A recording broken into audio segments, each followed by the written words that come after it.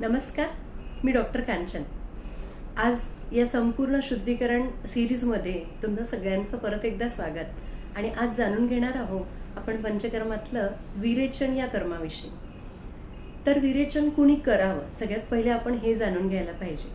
विरेचन म्हणजे पित्तदोष आणि पित्तदोषाशी निगडीत असलेले सर्व आजार, या सगळ्या गोष्टींवर विरेचन कर्म हे अत्यंत उपयुक्त ठरतं. तर पित्तदोषाचे आजार कुठले, तर त्यामध्ये सगळ्यात पहिले आपल्याला आठवतं ते म्हणजे ॲसिडिटी. पित्त म्हटलं की सरसकट आपण फक्त ॲसिडिटीच धरतो, पण असं नसतं. पित्तदोषाचे साधारण 40 प्रकारचे आजार आहेत, वेगवेगळ्या प्रकारचे. शरीरामध्ये जेव्हा खूप जास्त पित्त वाढतं तेव्हा आपण म्हणतो ना की याचं रक्त खवळलं आहे. म्हणजेच काय की ते दूषित पित्त हे रक्तधातूला सुद्धा दुष्ट करतं. आणि मग रक्त आणि पित्त याच्याशी रिलेटेड जे काय आजार आहे त्या सगळ्या आजारांवर याला पूर्णपणे समूळपणे नष्ट करण्यासाठी आपण विरेचन कर्म करू शकतो. तर ॲसिडिटी तर आहेच, त्याबद्दल अपचनसुद्धा आहे. इंडायजेशनचा खूप जणांना त्रास असतो. त्यानंतर स्किन डिसीज म्हणजे बरेचसे त्वचा विकार, ज्याच्यामध्ये आपण म्हणतो ना की पित्त वाढल्यामुळे अंगावर एक गांधी उठते, थोडे फोडं येतात, मग ती वाढतात, आपोआप थोड्या वेळाने चालली जातात. अशी लक्षणं खूप जणांमध्ये असतात. तर त्याही याच्यावर हे खूप छान काम करतं. रक्त आणि पित्त ह्या दोन्हींची दृष्टी झाल्यामुळे बरेचसे स्किन डिसीज जे आहे त्यामध्ये आपण विरेचन केलं की रुग्णाला खूप छान आराम मिळतो. आणि त्याच्यामध्ये सोरायसिस असेल, एक्झिमा असेल, कुठल्याही प्रकारचे खाज असेल, यावर हे अत्यंत उपयुक्त आहे. तसंच ज्यांना आपलं मलबद्धतेचा त्रास आहे, ज्यांना पोट अजिबात साफच होत नाही, खूपच जास्त त्रास होतो, अशा सगळ्यांसाठी आपण हे करू शकतो. हे झाले पचन संस्थेशी निगडीत असलेले सर्व आजार. आता बघूया आपण हे अजून कुठल्या याच्यासाठी. तर हार्मोनल बॅलन्स, ते आपण जेव्हा म्हणतो हे कधी येतं, जेव्हा हार्मोन्स डिस्टर्ब होतात तेव्हा PCOD सारखे त्रास होतात. आणि सिस्ट म्हटलं, PCOD म्हणजे काय, पॉलिसिस्टिक ओव्हॅरियन डिसीज. सो या आजारावर सिस्ट तयार होते, याचा अर्थ कुठेतरी वात आणि पित्त यांची दृष्टी असेल किंवा वात आणि कफ याची दृष्टी असेल आणि म्हणून ती सिस्ट तयार झाली आहे. पण बरेचदा आपण हे बघतो की PCODचे पेशंटमध्ये वजन हे खूप वाढलेलं असतं आणि हे वजन नियंत्रणात येत नाही, कारण सिस्ट नियंत्रणात नसतात आणि हे जसं चक्र सतत चालू असतं.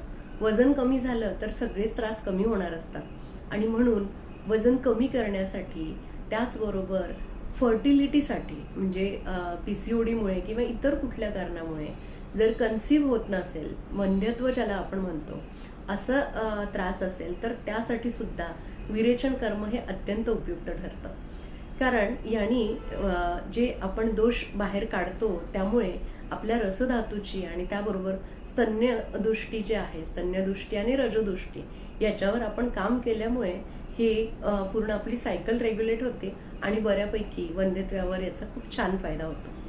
सो हे बघितलं आपण की कुणासाठी हे विरेचन आवश्यक आहे, कुणी हे केलं पाहिजे. सगळ्यात महत्त्वाचं याच्यामध्ये अजून एक गोष्ट आहे जी मी माझ्या पेशंटमध्ये नेहमी करते. किडनी स्टोनचा किंवा कुठल्याही प्रकारचा स्टोन असेल, पित्ताशयातले कडे असेल किंवा किडनीमधले असतील, तर यासाठी आपल्याला विरेचनाचा अत्यंत छान फायदा होतो. कारण जवळपास 8 mm पर्यंतचे जे स्टोन आहे हे 8 ते 10 mm मॅक्स टू मॅक्स हे आपले बऱ्यापैकी हे एका विरेचनानेच पूर्णपणे निघून जातात. फक्त एक आहे की हे सगळं करणं ही एक शास्त्रशुद्ध पद्धत आहे, ती आपण समजून घेणार आहोतच, पण हे नियम पाळणं पण तेवढंच महत्त्वाचं आहे. तुम्ही जर प्रॉपर सगळे नियम पाळून हे केलं तर तुम्हाला रिझल्ट मिळणार हे नक्कीच. हे झालं कुणी विरेचन करावं.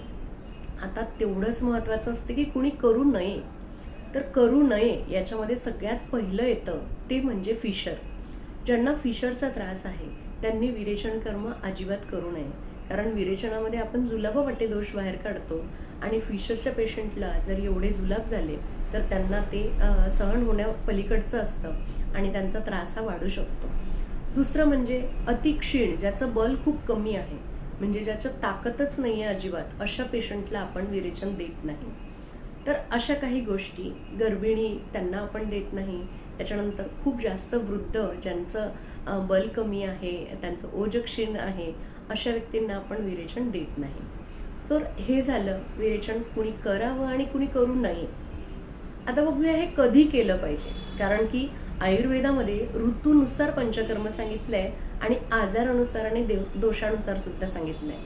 तर तसं पाहिलं तर शरद ऋतू म्हणजे काय, तर सप्टेंबर ऑक्टोबर हा महिना, हा जो शरद ऋतू असतो, आपण म्हणतो ना शरदाचं चांदणं, म्हणजे कोजागिरी पौर्णिमेचा पिरियड, म्हणजेच आपला नवरात्रीपासूनचा पुढचा पूर्ण पिरियड हा विरेचनासाठी अत्यंत उपयुक्त असा पिरियड आहे.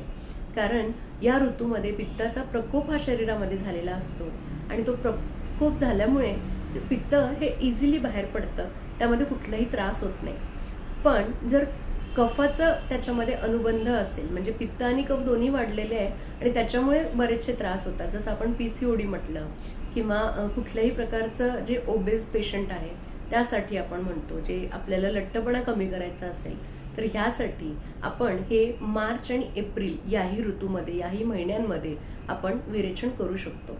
आणि तसं जर पाहिलं तर आजारानुसार जर म्हटलं तर जो आजार खूप जास्त वाढला आहे, म्हणजे ज्याला हायपर ॲसिडिटी आहे, पण तो आला आहे जून महिन्यामध्ये, आणि त्या जून महिन्यामध्ये आता ऋतूनुसार बघितलं तर आपण ते करायला नको, कारण जून महिना हा बस्तीचा महिना, त्यामुळे त्यात आपण नको करायला.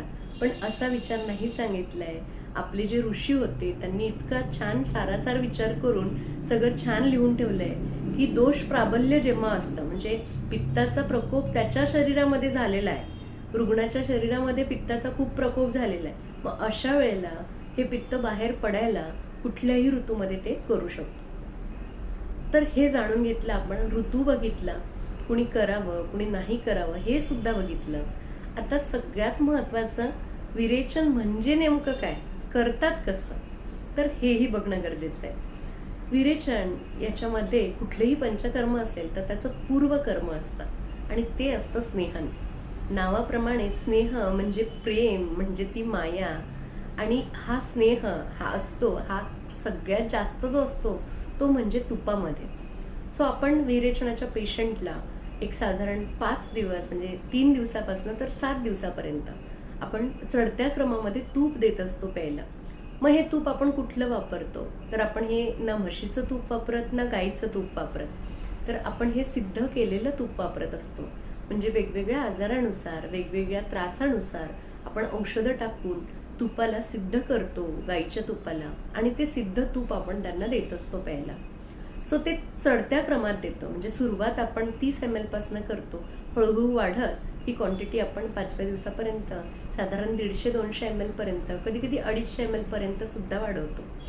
आणि हे तूप घेतल्यानंतर हे झालं अभ्यंतर स्नेह, म्हणजे आपण आतून शरीराला पूर्णपणे प्रत्येक पेशीपर्यंत हे तूप पोहोचतं.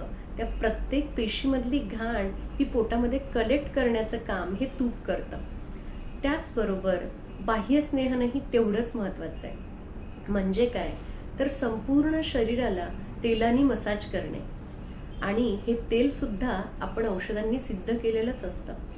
आपलं सगळं शरीर हे सच्छिद्र आहे, त्यामुळे जेव्हा आपण हे छान मसाज करतो आपल्या सगळ्या स्नायूंना बळकटी येते, आपल्या शरीरातलं तेज वाढायला लागतं, शरीरातली घाण ही हळूहळू बाहेर पडायला लागते, आणि जो ड्रायनेस असतो स्किनचा, तो ड्रायनेस हा पूर्णपणे कमी होऊन एक तुकतुकीत स्किन आपली व्हायला लागते. आणि हे बाह्य स्नेहन झाल्यानंतर आपण देतो त्यांना स्टीम बाथ, ज्याला स्वेदन असं म्हणतात. आपण पेशंटला औषधीयुक्त काढा बनवून त्याची वाफ देत असतो, जेणेकरून सच्छिद्र शरीरामध्ये जेव्हा ती वाफ आतमध्ये जाईल तेव्हा घामावाटे सगळी घाण बाहेर पडेल, आणि ही बाहेर पडल्यानंतर जे शरीरामध्ये हलकेपणा यायला लागतो तो आपल्या डे 2 पासून आपल्याला जाणवायला लागतं. दुसऱ्याच दिवसापासून पेशंट एकदम छान आनंदी असतो आणि आता मस्त हलकं वाटत आहे हे ते सांगायला लागतं. सर अशी ही प्रोसेस आपण कंटिन्युअस 5 ते 7 दिवस चालू ठेवतो, आणि त्यानंतर पेशंटला आपण काही औषधी देतो, काही मेडिसिन्स देतो, गोळ्या देतो, आणि त्या गोळ्या घेतल्यानंतर त्यांना 7व्या दिवशी किंवा 8व्या दिवशी हे जुलाब होऊ लागतात. जुलाबाद्वारे आपण हे सगळे दोष बाहेर काढतो किंवा जी घाण साचली आहे ती बाहेर काढतो. आपण सुरुवातीला या 5-7 दिवसात केलं काय, की जे काही शरीरामध्ये दोष वाढले होते, जे काही न पचलेला आहार, त्याला आमसंचिती असं म्हणतो, हा आहार साचला होता. अपचित आहार किंवा वाढलेले दोष, साचलेली गाण सगळं पोटामध्ये पहिले कलेक्ट केलं आणि कलेक्ट केल्यानंतर त्याला फ्लश आउट केलं. आपण जे विरेचनासाठी मेडिसिन्स देतो त्यामुळे हे सगळं बाहेर पडतं आणि हे जेव्हा हळूहळू सगळे जुलाब जेव्हा व्हायला लागतात ते एकच दिवस होतात. असं नाही की आपण पूर्ण 5-7 दिवस जुलाब व्हायला लागतील, अजिबात नाही. शेवटच्या दिवशी फक्त जुलाब होतात आणि जुलाबावाटे सगळे दोष बाहेर पडतात. हळूहळू हे दोष जसे जसे निघतात तसे तसे पेशंटला एकदम हलकं शरीर व्हायला लागतं आणि शरीर पूर्णपणे शुद्ध झालंय हे त्याचं त्यालाच जाणवायला लागतं. अशी ही पूर्ण विरेचनाची प्रोसेस असते. पण जेवढं हे आधीचे 4-5 दिवस तूप पिणं, मसाज करणं, स्टीम बाथ घेणं हे महत्त्वाचं आहे, तेवढंच महत्त्वाचं आहे विरेचन ज्या दिवशी होतं, म्हणजे जुलाब ज्या दिवशी होतात त्या दिवशीचा आहार आणि त्यानंतरचाही आहार. याला आयुर्वेदामध्ये संसर्जन क्रम असं म्हटलं आहे. संसर्जन क्रम म्हणजे काय, तर आपण त्या दिवशी फक्त मुगाच्या डाळीची पेज किंवा भाताची पेज असं आपण त्यांना भाताची गंजी असं खायला देतो आणि हळूहळू त्यांचा आहार वाढवतो. म्हणजेच काय, सुरुवातीला आपण तूप देऊन मसाज करून आपला अग्नी हा मंद झालेला असतो आणि ज्या दिवशी जुलाबावाटे सगळी घाण बाहेर पडते तेव्हा आपला अग्नी हळूहळू वाढायला लागतो आणि हा अग्नी वाढत जाणं, जठराग्नी व्यवस्थित वाढला म्हणजे भूक आपल्याला छान लागते आणि भूक वाढली म्हणजे आपलं पचन छान होणार. कारण जर भूक लागली नसेल आणि आपण काहीतरी शरीरामध्ये टाकलंय म्हणजे खाल्लंय आपण जबरदस्तीने म्हणा, कोणी मित्रांनी फोर्स केला म्हणून म्हणा, किंवा आपलं टेम्पटिंग जे होतं की एक क्रेविंग, हे खावं ते खावं, त्याच्यामुळे आपण ते खाऊन घेतलं, पण शरीराने तेव्हा मागितलं नव्हतं. मग ते शरीर काय करणार आहे, तर ते त्याचं पचन न घडवता ते साचून जाणार आहे आणि हे असं साचलेलं जे खूप दिवसापासूनचं असतं ते सगळं बाहेर काढायचं काम हे विरेचन करतं. सो अतिशय सुंदर शास्त्रोक्त अशी ही विरेचनाची प्रक्रिया आणि ही इतकी फायदेशीर आहे की पेशंटचे जर आपण त्याचे फीडबॅक घेतले तर कितीतरी दिवसांचे आजार त्यांचे फक्त 7 दिवसामध्ये बरे झाले आहेत.